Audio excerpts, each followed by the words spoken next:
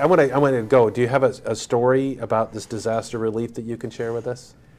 Yeah, so one of my favorite stories was from Hurricane Harvey in 2017. I was in Texas, and we were mucking out the house of a guy named Mike.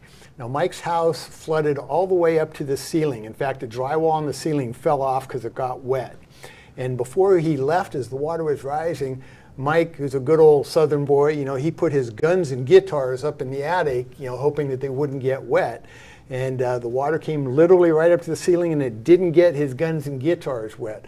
But while the water was up at that level, Mike came in a boat, docked on his roof, ripped off a piece of the roofing, and got his guns and guitars out of there and kept them safe. Well, he certainly had his priorities. Yeah. So I was working alongside Mike as we were cleaning out his house, and we're working, and he asked me, he says, "So who pays you all to do this work anyway?"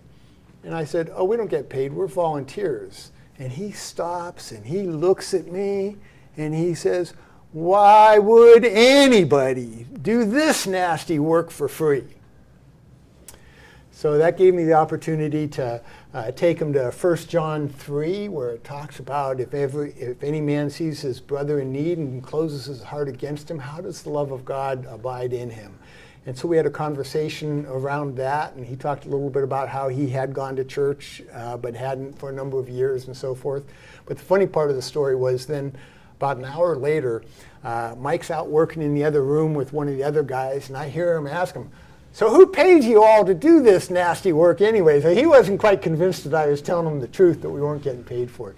But when we left his house, and it was just a disaster when we walked in, and when we left, all the drywall and insulation was torn out and it was dried out. You saw just the studs.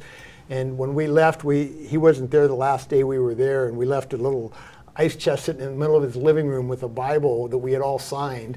And it was open to that passage in 1 John, and we had highlighted the verses for him so that he could. Oh, that's a great story.